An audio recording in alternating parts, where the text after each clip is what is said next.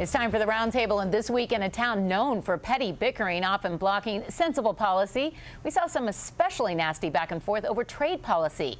What does this low-budget version of Heather's mean for you? And this week also, what is the Pepco-Exelon proposed merger standing up to scrutiny? Joining us now to tackle both topics, Peter Marisi, professor of economics at the University of Maryland Smith School of Business, and Josh Boak, economics reporter for the Associated Press. Gentlemen, I'm stumbling even thinking about it because it's stumbling right now. Let's start with Pepco-Exelon.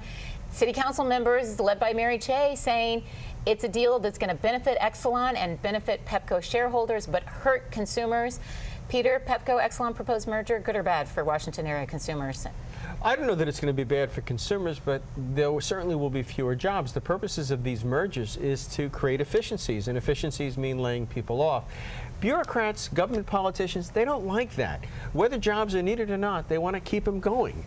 And it's unfortunate, but progress requires that Pepco become more efficient, and Exelon will do it to them. Josh, I'm passing right over, going straight to you. Small businesses also have bills that they have to pay, and the complaint is that Exelon has overvalued Pepco beyond its assets, and that to make back the money they're going to pay to buy Pepco, they're going to have to charge higher rates. They're promising to hold off on job cuts for 2 years. They're not making any promises on rates.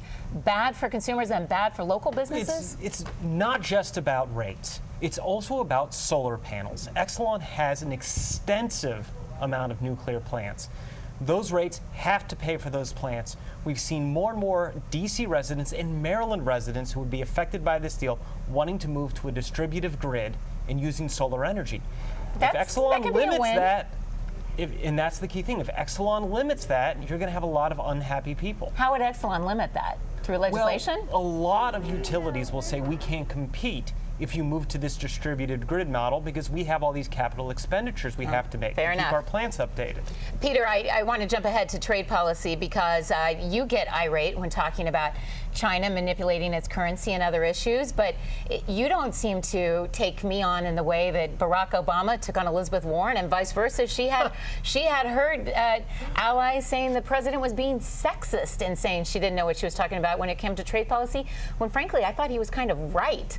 Well, that shows you how desperate Elizabeth Warren and her handlers were, because she's flat out wrong. A trade agreement with our Asian partners makes sense for America.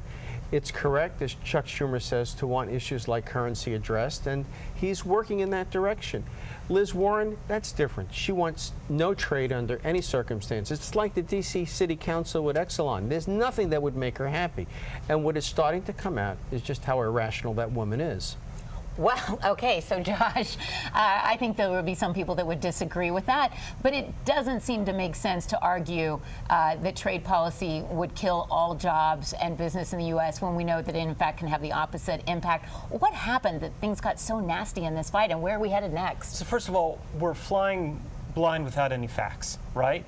No one's allowed to read this policy unless you have the proper clearance and you're able to look at the negotiated deal. but come on, they don't need that. But hear me out on this, because this is really important. So then when everyone makes projections on jobs created or jobs lost, right? They really, I mean, it's anyone would do this, sure. right? A monkey throwing darts. And so when you don't have the facts, that free trade agreements can be. When you don't have the facts, the emotions take over. President sexist. You have to be smoking dope.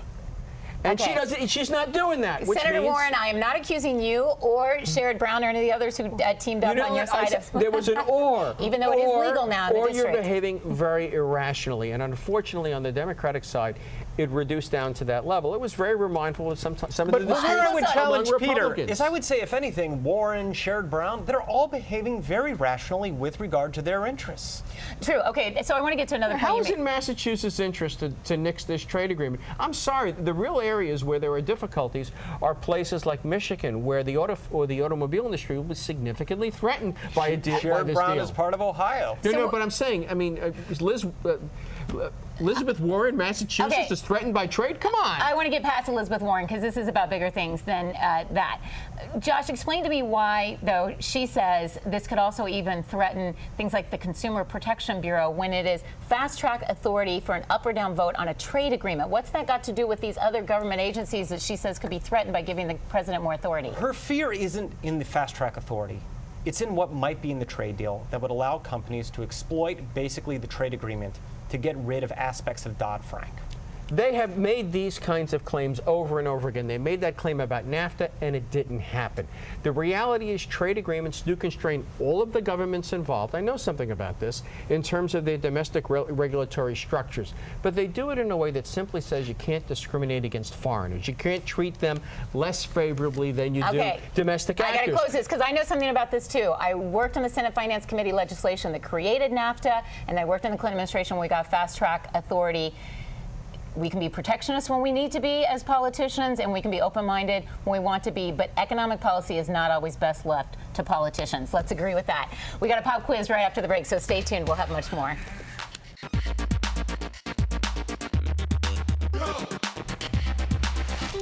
Welcome back. It is a tragedy that has also turned into a political debate. So for this pop quiz, on a serious note, I want to ask both of our panelists, Josh, Peter, lots of debate right now in Congress over funding for Amtrak.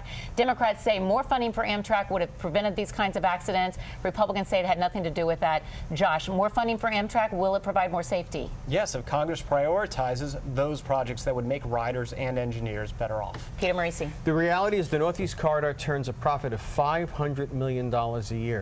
That money gets spent elsewhere to please congressmen. If the money was kept in the Northeast Corridor where the profits are made, they could make all of the investments for safety that are necessary. Thank you both for joining us, and thank you for joining us. We hope to see you next week for Washington Business Report.